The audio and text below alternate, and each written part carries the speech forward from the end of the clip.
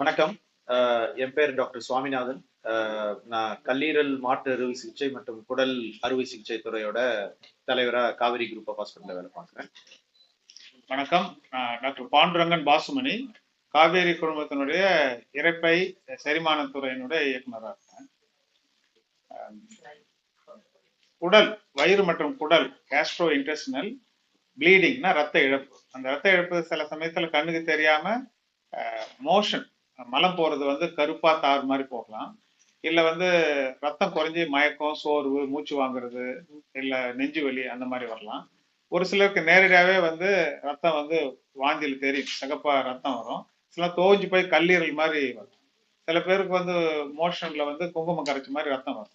இப்படி தெரிஞ்சும் மறைமுகமாகவும் வந்து செரிமான மண்டலத்துல ரத்த இழப்பு வந்து நடக்கிறது வந்து 1000த்துல ஒருத்தவங்களுக்கு வந்து வருஷந்தோறும் நிகழுது.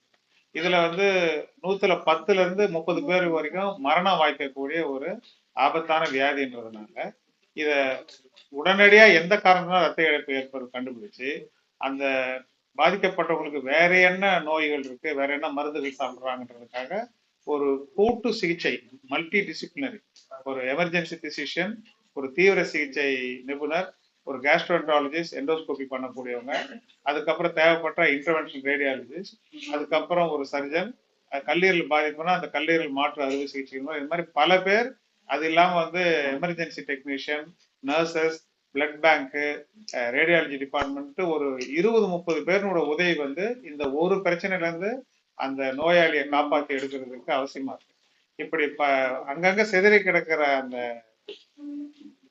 நிபுணர்களோட அவருடைய உதவிகளை வந்து பேஷண்ட் வந்துட்டாங்க இந்த பிரச்சனைன்ற ஒரே ஒரு போன் கால் மூலம் ஹாஸ்பிட்டல்ல இருக்கிற அந்த பாத்வே, அந்த அந்த வழிமுறை வந்து எல்லாரையும் ஒருங்கிணைச்சு நேர விரயம் இல்லாம உடனடியா வந்து கரெக்டான சிகிச்சையை சரியான நேரத்துல கொடுத்து பேஷண்டனுடைய உயிரிழப்பை வந்து குறைக்கிறது, தடுத்து நிறுத்துறது மட்டும் இல்லாம அவங்க சீக்கிரமா வந்து நல்லா வீட்டுக்கு போகணும், வீட்டுக்கு போனாலும் இந்த பிரச்சனை திருப்பி வராம இருக்கிறதுக்கு என்ன அப்படின்ற ஒரு comprehensive total package of treatment implement பண்றதுக்காக தமிழகத்தில் இருக்கிற 12க்கும் மேற்பட்ட காவேரி ஹாஸ்பிட்டல் குழுமங்கள்ல வந்து இந்த கேஸ்ட்ரோஇன்டெஸ்டினல் ப்ளீட், இரைப்பை மற்றும் குடல்ல ஏற்படும் ரத்த இழப்புக்கான சிகிச்சையை கொடுக்கறதுக்காக ஆரம்பிக்கப்பட்ட ஒரு சிறப்பு மையம்.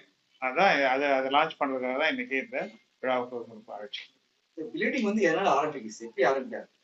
ஒரு ஒவ்வொரு உறுப்பா வந்து நம்ம ஜீரண மண்டலத்துக்கு வந்து ரத்த ஓட்டம் தேவை இல்லைங்களா? அதனால வயிறு, குடல் எல்லா இடத்துலயும் ரத்த குழாய் இருக்கு. ஆனா அது வந்து நம்ம செரிமானம் நடக்கிற அந்த ஜவ்வுக்கு ரொம்ப கீழே இருக்கு.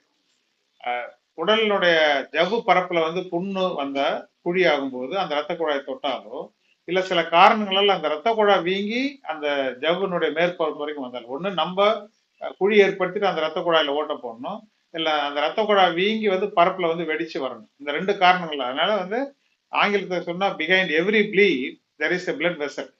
அப்ப இந்த ஒவ்வொரு ஜிஐ ப்ளீட், சீரண மண்டல ரத்த இழப்புக்கு பின்னாடி ஆர்டரின்னு சொல்லக்கூடிய தமனியோ இல்ல வெயின் சொல்லக்கூடிய சிறையோ, இந்த ஒரு வெயினஸ் இல்லைன்னா ஆர்டீரியல் பிளட் வெசல் ரத்த குழாய் வந்து அந்த இடத்துல ஊத்திட்டு இருக்குன்னு அர்த்தம். ஸோ கரெக்டான கேள்வி இது. ஏன்னா ட்ரீட்மெண்டோட பர்பஸே அது எந்த ரத்த குழாய், அதை போய் எப்படி நிறுத்துறது, எண்டோஸ்கோப் வழியா நிறுத்த முடியுமா, மருந்து கொடுத்தா நிறுத்த முடியுமா, ரேடியாலஜி வழியா வந்து ரத்த குழாய் வழியாவே போயிட்டு அந்த இடத்துல எந்த கிளையில எந்த பிரிவுல ரத்த சேதம் அங்க போய் ஒரு க்ளூ இல்லைன்னா ஒரு சின்ன சின்ன காயில், இந்த பழைய ரீஃபில் பேன் எல்லாம் வச்சிருக்கோம் ஒரு காயில், அந்த மாதிரி காயில் போட்டு நிறுத்துறது. இல்ல எதுவும் முடியல, பேஷண்ட் வந்து உயிருக்கு ஆபத்து, ஏதாவது செய்யணும்னாக்கா அறுவை சிகிச்சை மூலம் போயிட்டு அந்த ரத்த குழாய் என்னன்னு கண்டுபிடிச்சு அந்த இடத்துல வந்து ஒரு தையல் போட்டு, அதுலலாம் வந்து நிபுணர் தான் நம்ம டாக்டர் சுவாமிநாதன். அதனால பேஷண்ட்டை பொறுத்த வரைக்கும் அவங்களுக்கு ஒரு பிரச்சனை தாங்க, நம்ம தான் வந்து கண்டுபிடிச்சு அவங்களுக்கு யார் நிறுத்தினா என்ன, எனக்கு வந்து ரத்தம் நிக்கணும். இப்ப வந்து பேஷண்ட் இந்த இடத்துல நான் வந்து ஒரு கடவுளா பாக்குறேன், சுவாமி, சாமி. அந்த சாமிக்கு வந்து பூஜை நடக்கணுங்க. 3வது மாடியில வந்து மணி அடிச்சு, 2வது மாடியில கற்பூரம் சூடம் ஏத்தி, மாடியில தேங்காய் உடைக்கிறதுனால சாமி திருப்தி அடையாது. எல்லாரும் வந்து சாமி இருக்கிற இடத்துல வந்து சேர்ந்து செய்யணும். அது மாதிரி radiologist, எண்டோஸ்கோபிஸ்ட், surgeon, nurse, emergency doctor, தீவிர சிகிச்சை எல்லாரும் அந்த பேஷண்டாக ஒருங்கிணைத்து நேரம் விளையாம ஒற்றுமையா இதுதான் பெஸ்ட்னு செய்யறாங்க பாருங்க. அதுதான் எல்லா வசதியும் எல்லா ஹாஸ்பிட்டலும் இருக்கு. இதை வந்து ஒருங்கிணைச்சு ஒரு ஒத்த கருத்தோட இதுதான் கரெக்ட், இதுதான் பெஸ்ட் என்ற அந்த ஒருங்கிணைத்து செய்யறதுதான் வந்து இந்த சென்டருடைய சிறப்பு. இன்சைட்ல சைலண்டா வந்து ப்ளீடிங் ஆகுது. இது எந்த சிம்டம்ல கண்டுபிடிக்கும்? அந்த சிம்டம் இது ரொம்ப முக்கியமான கேள்வி. இதுதான் மக்கள் நம்ம கொண்டு போகணும். அதாவது எல்லாத்தையும் நான் குறிச்சு மறுபடியும் சொல்றேன். ரத்தம் நேரடியா வாந்தியா வரலாம், அது சிகப்பா நம்ம கண்டுபிடிச்சிருவோம். பட் நேத்துல இருந்து ஒரு மாதிரி மந்தமா இருக்கு, வாந்தி எடுத்துங்க, கருப்பா ஈரல் மாதிரி தோஞ்சி தோஞ்சி வருது அப்படிங்கிறது. சில பேர் அந்த காஃபி எல்லாம் போட்டு முடிச்ச பிறகு அந்த காஃபி தூள் இருக்கு இல்லையா, அது அந்த ஃபில்டர்ல இருந்து கொட்டுவாங்க இல்லையா, அது பேர் காஃபி கிரவுண்ட்ஸ். அந்த மாதிரி ரத்தம் வந்து ரொம்ப மெதுவா போயிட்டு அமிலத்து கூட சேர்ந்து அந்த காஃபி தூளுங்க மாதிரியே வரும். கீழே வந்து வரும்பொழுது ஒரு 100, 200, 300 ml வந்து அப்படியே மெதுவா வந்து மோஷன் வருதுன்னு, அப்ப அது வந்து மோஷன் மாதிரியே தெரியாது, கருப்பா தார் மாதிரி ஒரு கெட்ட வாடையோட இருக்கும். அது பேர் மெலினான்னு ஆங்கிலத்தில். அது வந்து பேஷண்ட்டுக்கு வந்து ரத்த சேதமா தெரியாது, ஏதோ கருப்பா போகுது, நேற்று அயன் டேப்லெட் சாப்பிட்டோமா, பீட்ரூட் சாப்பிட்டோமா, முருங்கைக்கீரை சாப்பிட்டோமான்னு கூட வந்து அதை புறந்தள்ளுறதுக்கு வாய்ப்பு இருக்கு. ஆனா அது ரத்த இழப்பு, டக்குன்னு டாய்லெட் எழுந்துக்கு ஒரு சின்ன மயக்கம் வருது. இல்லைன்னா ரத்தம் வந்து சிகப்பா வரும்போது கண்டுபிடிச்சுவாங்க. ஆனா சிகப்பா ரத்தம் வர்றதெல்லாம் ஆபத்து கிடையாது. இப்ப வந்து வெளியில வந்து மூலம்னு ஒரு பைல்ஸ் இருக்கு, அது ஒரு 10 ml 20 ml சிகப்பா விரல வெட்டின மாதிரி வரும், அதுக்கு பயப்பட வேண்டாம். அதுக்கு நிதானமா அன்னைக்கு சாயங்காலம் டாக்டர்கிட்ட போனா போதும்.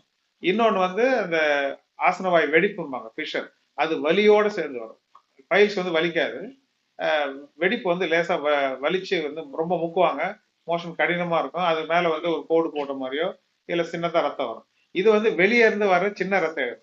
பட் உள்ள 1 லிட்டர்லாம் ரத்தம் இழக்கல, குடல் தேய்மானத்துல ஒரு ரத்த குழாய் சிக்கிடுச்சுன்னு வச்சுக்கோங்க, அது வந்து 1/2 லிட்டர் 1 லிட்டர் போயிட்டு பேஷண்ட் வந்து மயக்கம், உடம்புல வந்து ரத்த இழப்பு வந்து வாந்தியாவோ ரத்த வாந்தியாவோ இல்ல ரத்த பேதியாவோ போகும்போது எழுந்து நின்னா மயக்கம் வருது, இல்ல ஒரு மாதிரி மூச்சு வாங்குது, அவங்க ஹார்ட் பேஷண்ட் தான் முன்ன விட அதிகமா வயிறு வலிக்குது, மார் வலிக்குது, பசி ரொம்ப குறைஞ்சி 2 நாளா வந்து சரியா சாப்பிட முடியல, இப்படின்ற பக்க பக்க அறிகுறிகளா வரலாம், இல்ல நேரடியாவே ரத்த சேதம் வந்து இப்படி காணும். யாருக்கு வரலாம்?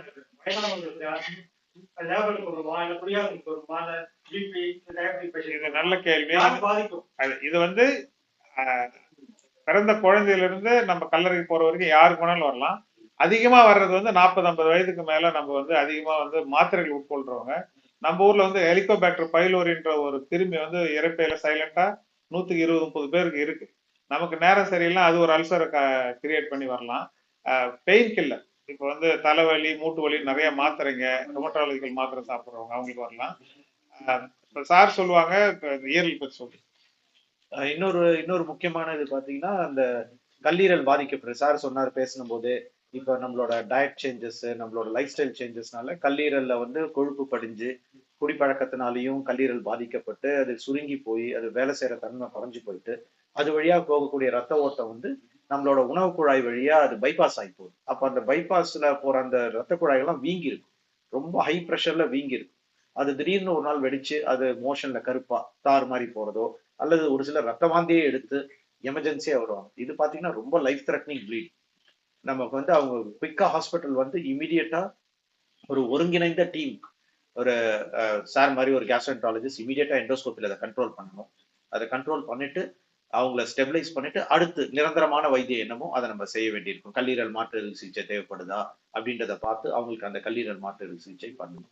இது மற்ற வெளிநாடுகள்ல பாத்தீங்கன்னா ஒரு சில சமயத்துல இந்த மாதிரி ப்ளீடுக்கெல்லாம் நம்ம வந்து உடனடி சிகிச்சை ஆக்சஸ் பண்றதே ரொம்ப கஷ்டம். இங்க நமக்கு ஒரு நல்ல ஒரு விஷயம் இந்தியால இருக்கிறது என்னன்னா, இப்ப எப்படி ஒரு ஹார்ட் அட்டாக் வந்தா அடுத்த ஒரு 20 நிமிஷத்துல ஆஞ்சியோகிராம் பண்ண வேண்டியிருக்கும், ஒரு ஒரு அரை மணி நேரத்துக்குள்ள நம்ம ஸ்ட்ரோக் பேஷண்ட்டுக்கு எப்படி ஒரு முக்கியமான மருந்து கொடுக்க வேண்டியிருக்குமோ அதே மாதிரி அதுதான் எங்களோட விஷன். சாரோட விஷன் என்னன்னா, ஒரு ஜிஐ ப்ளீடுன்னு வந்துட்டா அது ஒரு ஹார்ட் அட்டாக் அளவுக்கு அது ஒரு முக்கியமானது. 10ல் 2 பேர் இறந்து போறதுக்கான வாய்ப்புகள் இருக்கு. ஸோ அதனால வந்துட்டு அவங்கள வந்து கரெக்டான ஒரு சென்டர்ல ரீச் ஆகி அதுக்கு கரெக்டான வைத்தியம் என்ன, எண்டோஸ்கோபியா, இன்டர்வென்ஷன் ரேடியாலஜி மூலமா ஒரு ஆஞ்சியோகிராம் பண்ணி அந்த ரத்த ஓட்டத்தை நிறுத்த முடியுமா, அல்லது ஆப்ரேஷன் தான் தேவைப்படுமா அப்படின்றத முடிவு பண்ணி அதை அடுத்து குயிக்கா எந்த ஒரு டிலேவும் இல்லாம அவங்களுக்கு நம்ம கொடுக்க வேண்டியதுதான் நம்மளோட மெயின் எய்ம். ஒன்ஸ் அந்த ப்ளீடிங் கண்ட்ரோல் ஆனதுக்கு அப்புறம் இதுக்கான நிரந்தர ஆப்ரேஷன் இது என்ன, அல்சரா இருந்த அல்சருக்கான ட்ரீட்மெண்ட், லிவர் பாதிப்பு இருந்ததுன்னா லிவர் பாதிப்புக்கான ட்ரீட்மெண்ட். அதனால இது எல்லாத்துக்கும் ஒருங்கிணைந்து அந்த முழு குழுவையும் எல்லா காவேரியிலையும் ஆக்சசபிளா இருக்கும். எங்க நம்ம காவேரியை சுத்தி எங்க பேஷண்ட்ஸ் தமிழ்நாட்டுல எங்க இருந்தாலும் அவங்க நியரஸ்ட் காவேரி ஹாஸ்பிட்டல் ரீச் பண்ணி இந்த ட்ரீட்மெண்ட் எடுத்துக்க முடியும். ஏன்னா எல்லா இடத்துலயுமே இந்த மாதிரி ஸ்பெஷலிஸ்ட்டை நம்ம வச்சுட்டு இருக்கோம். இதுக்கான இன்புட் வேணும்னா இப்போ வந்து திருச்சியில ஒருத்தவங்க இருக்காங்க அல்லது ஒரு சேலத்துல தான் இருக்காங்க, நம்ம நம்ம நம்ம எக்ஸ்பர்டீஸ் வந்து எல்லா இடத்துலயும் நம்ம ப்ரொவைட் பண்றோம். இப்ப சார் கிட்ட ஏதாவதுன்னா அவங்க கைடன்ஸ் இருப்பாங்க. எண்டோஸ்கோபிக் ஏதாவது ஒரு முக்கியமான ஒரு எக்யூப்மெண்ட்டோ ஒரு எண்டோஸ்கோப்பியே வேணும்னாலும் எமர்ஜென்சியா நம்ம டீமே அங்க போய் அவங்களுக்கு செஞ்சு கொடுக்கக்கூடிய அளவுக்கு இந்த ஜிஐ ப்ளீட் அண்ட் கல்லீரல் ஸ்பெஷல் ட்ரீட்மெண்ட் எல்லாமே வந்து எல்லா காவேரியிலும் ஒரு ஒருங்கிணைந்த டீமா நம்ம வந்து ஆஃபர் பண்ணிட்டு ஃபர்ஸ்ட் எய்ட் என்ன ஃபர்ஸ்ட் எய்ட் என்ன ஃபர்ஸ்ட் எய்டு தான் சொன்னேன் இல்லைங்களா, அந்த எஸ்ஓஎஸ் அதை கொஞ்சம் கொண்டு போங்க. எஸ்ஓஎஸ் எஸ்னாக்கா அந்த காலத்துல கப்பல்ல போறவங்க வந்து சேவ் அவர் சோல் அப்படின்ட்டு தான் அந்த டிஸ்ட்ரெஸ் மெசேஜ் அனுப்புவாங்க, அந்த மார்ஸ் கோட் மாதிரி எஸ்ஓஎஸ். அந்த பேர்ல தான் வந்து இந்த ஆப் இருக்கு. இந்த ஆப்ல வந்து பேஷண்ட்டை வந்து லாகின் பண்ணாலே அது அவங்க கிட்ட இருக்கிற நியரஸ்ட் காவேரி ஹாஸ்பிட்டலுடைய இஆர் டிபார்ட்மெண்ட்ல இருக்கிற டாக்டருக்கு போயிடும். அவங்க நேரடியாக அங்க வந்து பேஷண்டோட லைவ் லொகேஷன் புரிஞ்சுக்குவாங்க. அப்ப ரெண்டு பண்ணுவாங்க, அந்த டாக்டர் வந்து அந்த பேஷண்ட் கூட பேசிட்டு பதறாதீங்க என்ன செய்யணும் அப்படின்னு சொல்றது மட்டும் இல்லாம எமர்ஜென்சி டெக்னீஷியன் இதுதான் தேவைப்படும், ஏன்னா எல்லா உபகரணங்களோட அவங்க புறப்பட்டுருவாங்க. அடுத்த செகண்ட்ல இருந்தே நமக்கு அந்த சிகிச்சை ஆரம்பிக்குது. அவங்க போய் சேர்ற வரைக்கும் என்ன செய்யணும், போய் சேர்ந்த பிறகு லைவாவே வந்து நம்ம வந்து இப்ப இந்த கமாண்டோ மாதிரி அங்க என்ன நடக்குதுன்றத ஹாஸ்பிட்டல் நாங்க பார்ப்போம். வந்து ஹாஸ்பிட்டல் நம்ம தெருவு கொண்டு போறோம். அங்க இருந்தே வந்து பேஷண்ட்டுக்கு வந்து ரத்த குழாயினுடைய அடைப்பை குறைக்கிறதுக்கு, ப்ரெஷர் குறைக்கிறதுக்கு என்ன மாத்திரை கொடுக்கணும், இல்ல பிளட் கொடுக்கணுமா, இல்ல ஃப்ளூயிட் போடணுமான்னு போட்டுட்டு, அப்ப டைம் இஸ் மணின்னு சொன்னாங்களே, ஒவ்வொரு மினிட்டும் மேட்டர்ஸ் போது நம்ம 40-50 நிமிஷம் ஆஸ்பத்திரிக்கு வர நேரத்தையும் வந்து சிகிச்சை நேரமா மாத்திடுறோம். அது எவ்வளவு பெரிய வரப்பிரசாதம். அதுக்கப்புறம் வந்த பிறகு நம்ம ஆல்ரெடி ஃபெமிலியர் பேஷண்ட், 40 நிமிஷம் அந்த பேஷண்ட் பத்தி நமக்கு தெரியும். வந்தவொடனே கூடுதலா வந்து கண்டினியூட் சிகிச்சை. அப்பதான் நம்ம சொன்னோம், எதனை எவன் கண் முடிக்கும் என ஆராய்ந்து அதனை அவன் கண் விடும். எனக்கு ஒண்ணு தெரியுன்றதாக நானே மட்டும் பண்ணிட்டு இருக்க கூடாது. சாராலதான் அதை வந்து பெட்டரா. இப்ப யார் முக்கியம் இங்க? பேஷண்ட் தான் முக்கியம், ஈகோ முக்கியம் கிடையாது. எனக்கு தெரிஞ்சதை நான் செய்ய போறேன். எனக்கு தெரிஞ்சதை செஞ்சு நிக்கலன்னாக்கா நான் வந்து என்னோட ஈகோவை விட்டுட்டு அடுத்த டாக்டர் கூப்பிடணும். அப்ப அந்த ஒரு மனப்பான்மையை வளர்க்கறது தான் வந்து இந்த டீம் அப்ரோச். ஏன்னா மருத்துவ சேவைங்கிறது ஒரு தனி மனிதனுடைய ஏகாதிபத்தியம் கிடையாதுங்க. இதுக்கு வந்து நிறைய பேர் வந்து ஒன்னா சேர்ந்து கூட்டா சேர்ந்து பேஷண்ட காப்பாத்துன்றதுதான் இப்போ இந்த கரண்ட் திங்கிங்.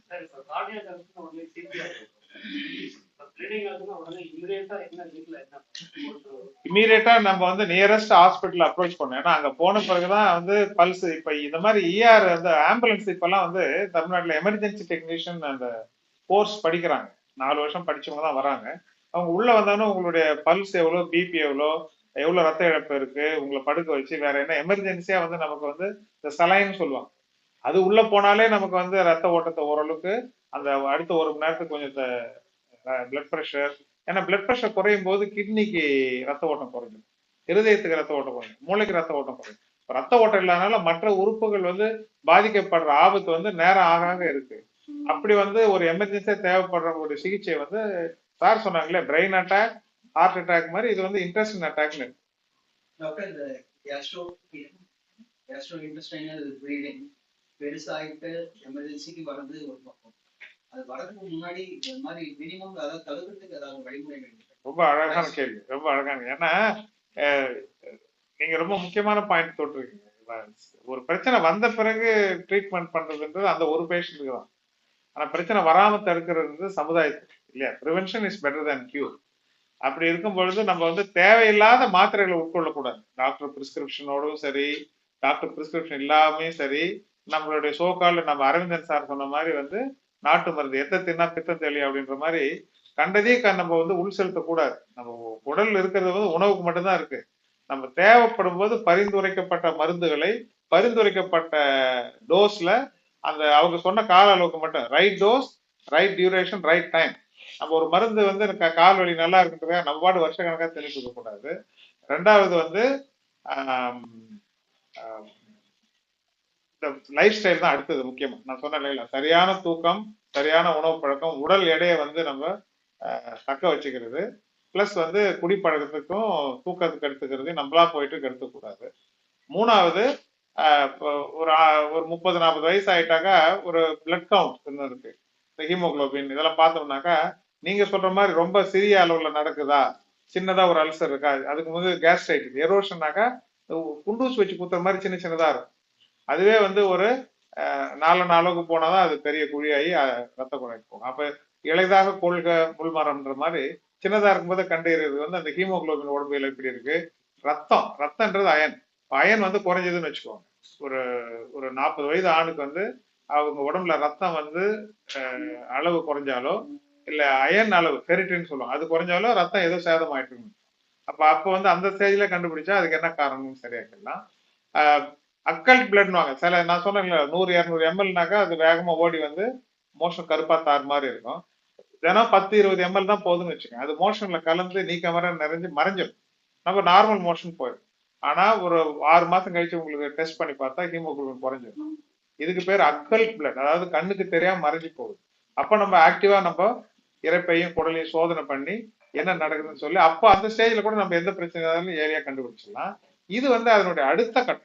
எந்த ஒரு வியாதி உள்ள இருக்கிற வியாதி அல்சரா இருக்கலாம், ரத்த குழாய் வீக்கமா இருக்கலாம், கட்டியா இருக்கலாம். இந்த ஒரு பிரச்சனை வந்து ஒரு பெரிய ரத்த குழாயை ஓட்ட போட்டு அது வழியா வந்து கடகடன்னு வந்து 200 எம்எல் 300 எம்எல் இருந்து 2 லிட்டர் வரைக்கும் சேதமாகும் போதுதான் இது ஒரு எமர்ஜென்சி ஆகுது. அப்போ வந்து இதை நம்ம வந்து ஒரு இன்டெஸ்டினல் அட்டாக் அந்த அளவுக்கு நம்ம வந்து இதை வந்து ஒரு அவேர்னஸ் கிரியேட் பண்றதுல தப்பு. இன்டெஸ்டைனல் வந்து பாதுகாக்கிறது பழங்களா இல்ல காய்கறிகள்? என்னையா இன்டெஸ்டைனல் பாதுகாக்கிறது பழங்களா இல்ல கீரை வகைகளா காய்கறிகளா? கல்வியா செல்வியா வீரமான்னு கேக்குறீங்க. 3 தான் கரெக்டான 3 நல்ல விஷயம் தான்.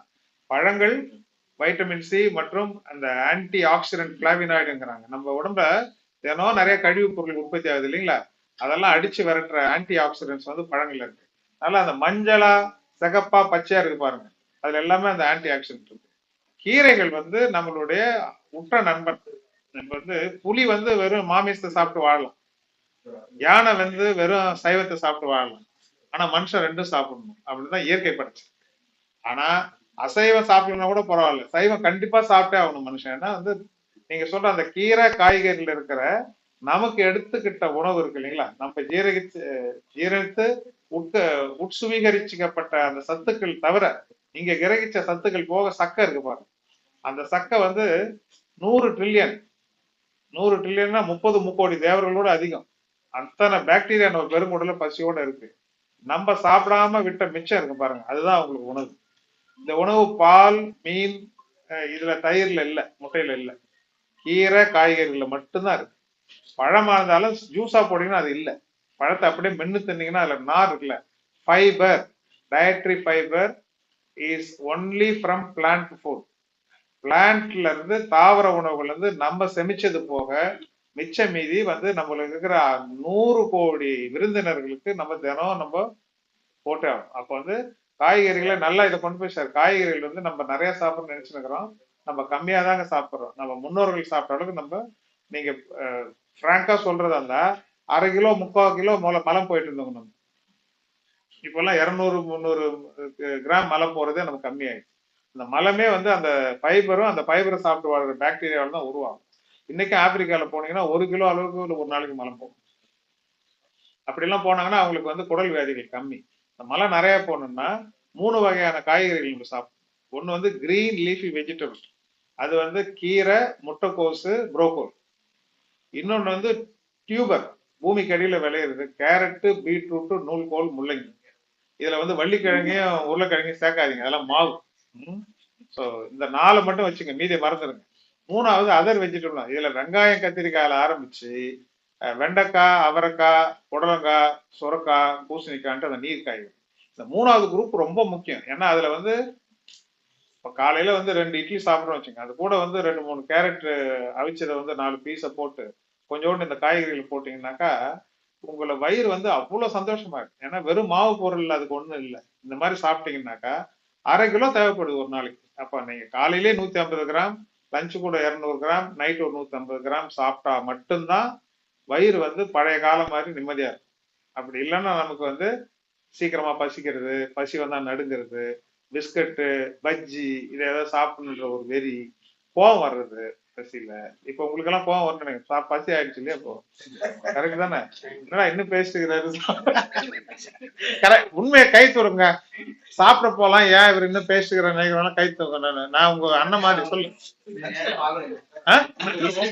இந்த அளவுக்கு இன்ஃபர்மேஷன் நீங்க கூகுள்ல எங்க சர்ச் பண்ணாலும் கிடைக்காதுங்க. இவ்வளவு அழகா தமிழ்ல யாராலுமே சொல்ல முடியாது. அதனால வந்து இல்ல அவரு கேட்ட கேள்வி அவ்வளவு 2 கேள்வி கேட்டீங்க, நச்சுன்னு கேட்டீங்க. நீங்க நல்ல கேள்வி. கேள்வியினுடைய வெள்ளத்தானே நீர்மட்டம், புரிஞ்சுட்டீங்களா? கேள்வியினுடைய தரத்துக்கு தகுந்த மாதிரிதான் பதில் போகும். உங்களுக்கு தான் பாராட்டு. கான்ஸ்டிபேஷன் வரப்ப கான்ஸ்டிபேஷனா அதான் இப்ப சொன்னதுதான். நம்ம நார் சத்து நம்ம நினைச்சுக்கிறோம் தண்ணி குடிச்சா கான்ஸ்டிபேஷன். நம்ம அசையா குடல் அசை. ஸோ நம்ம வந்து அரை மணி நேரம் 3/4 மணி நேரம் வந்து அசைவு வேணும். நடக்கும். நடக்க நடக்க நீங்க பாருங்க வயிறு ஃப்ரீயா கொஞ்சம் காத்து வெளியே போகும். நடக்கணும். இந்த 1/2 கிலோ அளவுக்கு வந்து 3 தெய்வங்கள் மாதிரி கீரை வகைகள், கிழங்கு வகைகள், மற்ற காய்கறிகள் வந்து 150 150 150ன்னு எடுத்து கலந்து கட்டி சாப்பிடணும். நல்ல தூக்கம் வேணும். மன அலர்ச்சி, மன உளைச்சல் அதெல்லாம் இருந்தா கூட குரல் ஸ்லோவாயிடும். மீதி சில பேருக்கு வந்து இயல்பாவே வந்து வயசாக இருக்கும், இல்ல பரம்பரையா அப்படி வரலாம். எங்க தாத்தாவே 3 நாளுக்கு ஒரு தடவை போவாருன்றது ஏதோ சொத்து கொடுத்தாருன்ற மாதிரி பேசிட்டு இருப்பாங்க. அந்த மாதிரி பரம்பரையா வந்து மரபு ரீதியா வந்து தாத்தா சொத்து கொடுக்க கான்ஸ்டிபேஷன் மட்டும் தான் கொடுத்துட்டு போனாரு அப்படின்னு. அந்த மாதிரி அப்படிப்பட்டவங்க வந்து விதியை மதியால் வெல்லலாம். இப்ப ஜெனட்டிக்கா நமக்கு அப்படி இருக்குன்னு வச்சுக்கோங்க. நம்மளுடைய நேச்சர் நேச்சர் நமக்கு ஒரு தீங்கு கொடுத்தா கூட நம்மளுடைய பழக்க வழக்கங்களால் அதை ஓரளவுக்கு நம்ம மாத்திக்கலாம். அதை மீறி வந்து எவ்வளவு பண்ணாலும் நமக்கு வந்து மலச்சிக்கலா இருக்குன்னாக்கா நம்ம செயற்கையா தான் நம்ம இந்த காட்டு கோதுமை இசப்கால்ன்றாங்க இல்லையா, அது அதுக்கப்புறம் இயற்கையா கிடைக்கிற அந்த பொருள்கள் நம்ம கான்சியஸா வந்து ஃபைபர் நம்ம ஒரு நாளைக்கு வந்து 50-60 கிராம் ஃபைபர் சாப்பிடணும். இப்ப 30 கிராம் கூட சாப்பிடுறது நம்ம உணவு பழக்கம் மாறிட்டு இருக்கு. நீங்க வெளிநாட்டு துரித உணவுகள் எது சாப்பிட்டாலும் சரி, பிஸ்கட் கிறிஸ்பு போன்ற இந்த ப்ராடக்ட் அல்ட்ரா ப்ராசஸ்ட் ஃபுட்ன்றாங்களே, அதை நான் ஃபுட்டுன்னே சொல்ல மாட்டேன். அது ப்ராடக்ட். அது ஒரு செயற்கையா தயாரிக்கப்படுற ஒரு பொருள்.